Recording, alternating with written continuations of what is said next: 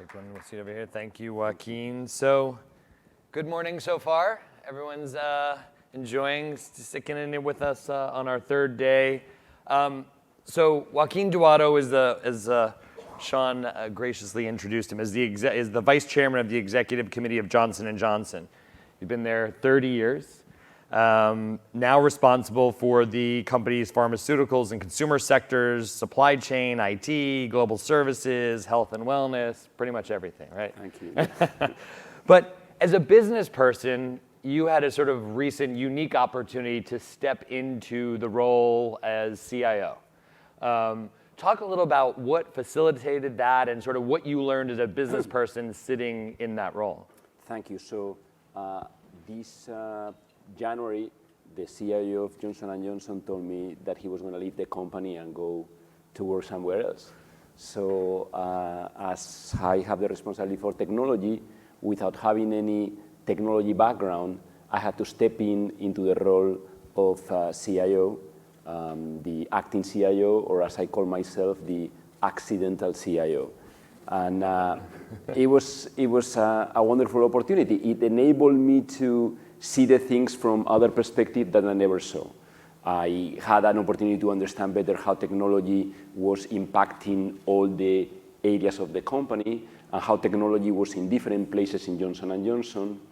I was able to understand better how the technology organization and the rest of the organization have to work together, and how the roles of the people working in technology and the people working in the business, in research and development, or in the functional groups are starting to converge in many cases. And they need to upskill both the technology organization to be a better partner with the rest of the group and to move from the back office in which they were working more to the front line, and at the same time, the business leaders and the R&D leaders to be more knowledgeable about what technology can offer and to be more able to distinguish what is hype from what is reality. You know? And I try to apply a skeptical mentality. We are an R&D-based company. In R&D, you are very skeptical about things. It's all about data and being able to see things. So in technology, there is a lot of hype. So we try to give that skepticism mentality for everybody. Great. So J&J is 130 years old. And you know, one of the things we talked about when we spoke this week is obviously big companies wind up in the news. There's a lot going on with J&J. There's been questions. Talk a little about the state of J&J, some of the most recent news, and sort of how the company is addressing what's going on. Thank you. So as you mentioned, we have 130 years of history, and we would not have 130 years of history if we were not doing some things right. So during 130 years, our focus has been trying to address in healthcare some of the bigger problems. And I hope we have some opportunity to discuss that later. And in doing that, the quality and the safety of our product has always been our #1 priority. As any big company, we always have something and issues going on.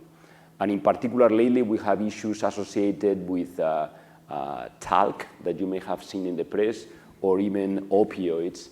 And while we sympathize with everybody that's going through health problems, either opioid crisis or cancer, what we have tried to communicate through our court filings and press releases is that we believe that the company always acted appropriately, based on the science, based on the facts, and based on the law. So we'll continue to work with all stakeholders to address these problems, but it's important for me to say very clearly that we wouldn't be here after 130 years if patients and consumers were not our priority. Right.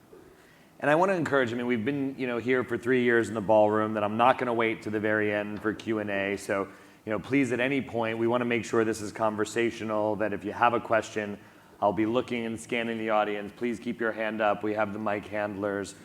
But so one of our theme for this event has been reset and restore. And it's really been talking about the responsibility of business towards making the world a better place. Your CEO, Alex Gorsky, has been sort of on the front lines of the business roundtable discussion of stakeholders over shareholders.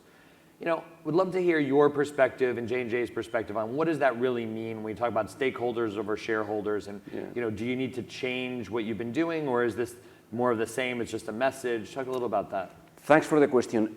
We have a set of principles in Johnson & Johnson that we call our credo, that last year was its 75th anniversary, that states our responsibilities with 4 stakeholders. The first one's the patients and consumers that use our products.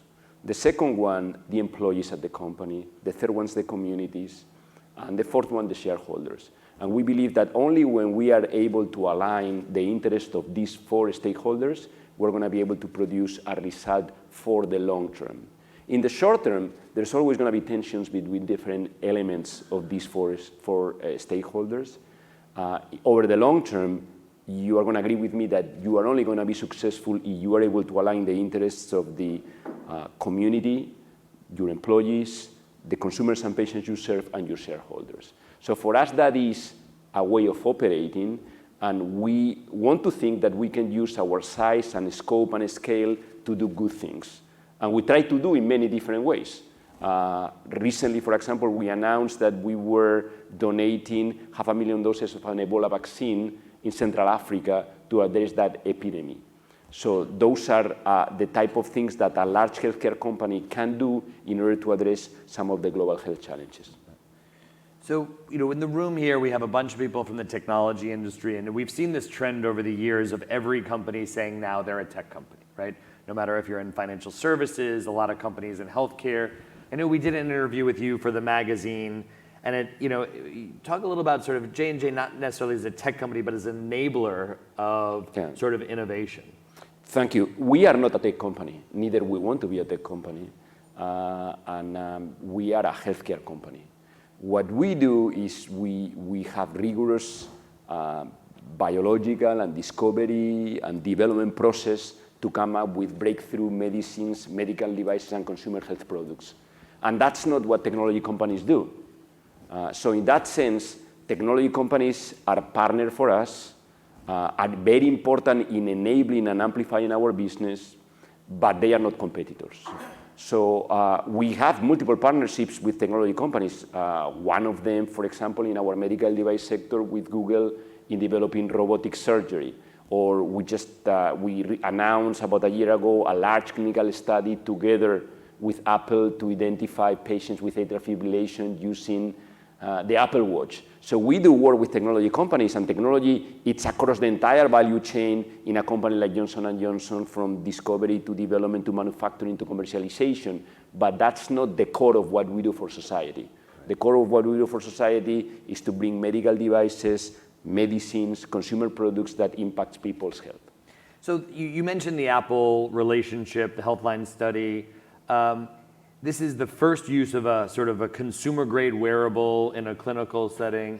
For those who don't fully understand how you're working with Apple, I think it would be interesting to talk about sort of how different it is from a lot of us think about Fitbit and just tracking our steps and is the data actionable. Tell us a little about what you specifically are doing with Apple. So with Apple, we are focused in trying to diagnose early a disease called atrial fibrillation. Atrial fibrillation, it's an abnormal heart rate that creates poorer blood flow that can lead into a stroke. And it's a very frequent case of hospitalization in the US. There are about 750,000 hospitalizations due to atrial fibrillation in a year in the US, and about 130,000 people die because of atrial fibrillation leading into a stroke. So what we are trying to do with Apple is utilizing its Apple Watch to identify patterns that will lead us to diagnose earlier atrial fibrillation in order to be able to avoid the consequences of that. About 30% of the patients today are not diagnosed early enough because sometimes the disease is silent, and if we were able to identify those patients through an Apple Watch and the ECG app that they have there, we would be able to really have a significant impact on health. And that's only one example of what we can do with wearables. We also recently announced that we are starting another study in heart failure, which is going to be a clinical study to seek an indication for one of our medicines in which patients will not have to visit for clinical, for study reasons, the clinic. So it would be totally virtual and completely decentralized. Through digital, we can do clinical studies, or we can reach to very large populations in a way that we were not able to do before. And in that, technology really plays a role, because without technology, we wouldn't be able to accumulate the amount of data that we require, and without technology, we wouldn't be able to decipher the patterns that are going to help us identify the disease earlier. Right. I'm just looking around to see if you have any questions. You talked about, so we're talking about partnerships, right? So ecosystem development, innovation that doesn't only have to come from within, but through these relationships. J&J has set up a variety of ways where you bring in innovation and partner, things like J Labs. How important is that, and sort of what is the strategy as you see startups coming in and trying to disrupt healthcare? And how do you work with the earlier stage companies who may not fully understand the regulatory environments or scaling to the size they need to? What have you learned from the startups, and what do you think J&J is able to help educate the smaller Yeah, that's companies? a great question.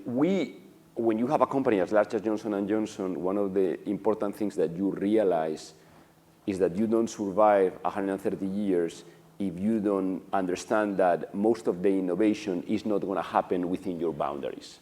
Innovation is happening everywhere, and it doesn't necessarily need to happen within the boundaries of Johnson & Johnson. So you have to embrace open innovation, and you have to insert yourself in the ecosystems where innovation is occurring. So what we have done during the past decade is to create a system to be able to partner with startups, academia, health tech, biotech companies early on. And we call that our innovation centers, and within our innovation centers, a system of incubators that we call J Labs. We have 13 J Labs here in the US and internationally. We have about 500 companies, startups in residence. Some of them have become public and graduated from J Labs. We have done agreements with about 100 of them, and it's a way that enables us to stay very connected with the innovation ecosystem in the area and to identify the innovation earlier on, so they can benefit from our scale in developing, in manufacturing and commercialization, and we can benefit from their ingenuity in identifying product solutions in a way that we may not have been able to do it. And I think when I learned about J Labs first, and I had met Melinda, actually I interviewed Melinda on stage here last year, it's a unique model, right? It's a non-equity model, so you're not taking a piece of the company, but really building these strong bonds and sort of finding those mutually beneficial sort of relationships. Absolutely. What really makes this model so successful is that it's a no strings attached model. So we are the landlord of the companies being there, but we provide an ecosystem in which they can learn from each other, and they can be endorsed by the fact they are within our incubator system, and that enables them to have better access to different systems like venture capital or better training opportunities to understand how to develop the products. And even in some cases, we even provide some mentorship to some of these companies to help them developing their own products. In many ways, what we learn from the startups is the sense of urgency, which is always required in a large company like we do, and what we would bring to them, as I said, is the scale and the ability to have an impact that alone they would not be able to have. Great. I think we have a question down here. I was wondering whether you were aware of or re-engineering the J Labs idea. I was wondering whether or not you had a point of view on open source pharmaceutical research, and whether or not you'd be willing to share the findings from J Labs and other research that you're doing with the medical community so that others may benefit from it. Everything that they do in J Labs is their own thing, so we don't have any rights or any property on the IP that the people at J Labs develop. It's their own property. Overall, I think that there's great opportunity to work open source in areas that I would call pre-competitive, in order to understand better the biology of the disease, in order to understand better the mechanisms that may trigger the disease, working in biomarkers and diagnostics. I do think that in those areas, it's a great way of companies working together to try to address what are going to be the beginnings of identifying therapies, cures, or interventions. I think we have another question right back here. Yeah, I was wondering, we hear a lot about the lack of alignment today in the healthcare system when it comes to, insurance companies' needs and pharmaceutical companies' needs and medical institutions' needs, and then the patient at the center of that, and the economics are all misaligned. I'm wondering if there's anything that comes out of innovation work that breaks that lack of alignment, something around transparency or something that's going on in your world that will help us push through that morass we hear about all the time.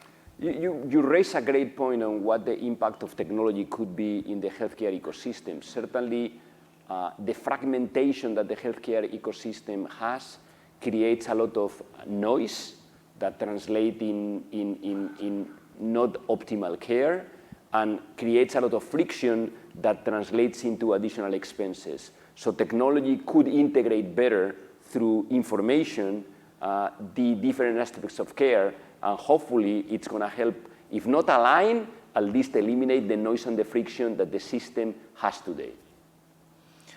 So, because we only have a couple more minutes, so as you sit across, multiple of your business lines, consumer, pharmaceutical, what excites you the most right now? I mean, where do you see innovation taking us in, any of your businesses? I mean, what's most exciting to you? It's exciting to see what is happening in science now and the possibilities that new treatment modalities may bring. When I think in the area of pharmaceuticals, what cell therapy can do utilizing your immune system to combat cancers, or what gene therapy can do, in a single dose being able to cure an inherited disease. Or even the possibilities that we were talking before about the microbiome and how we can rebalance your microbiome to address some immunological diseases, or the combination of robotics and digital in robotic surgery. So we are in a position now in which science is giving us opportunities to address some of the biggest challenges that we have in front of us, like cancer or Alzheimer, in many different ways. And hopefully, even to be able to identify some of the diseases before they appear. One of the things that we are trying to do within Johnson & Johnson, we have an initiative that we call World Without Disease. Oftentimes when the disease manifests and we can diagnose it, it's too late. For example, in lung cancer, for example, in Alzheimer, or even in diabetes. So we try to understand what are the changes that occur before the disease manifests itself in order to diagnose patients earlier and to come up with interventions that may arrest the development of the disease. And in that context, technology is also very important because it's also by the collection of large amounts of data that we can find the patterns in order to identify the disease earlier enough to have this type of interventions. So I think, based on Lewis's point, move it from, I think the industry starts to call it sick care, right, to healthcare, right? Absolutely. So how do we use data, how do we use technology to prevent rather than just sustain, right? So, so great, Joaquin, thank you for joining us. Let's give a round of applause to Joaquin.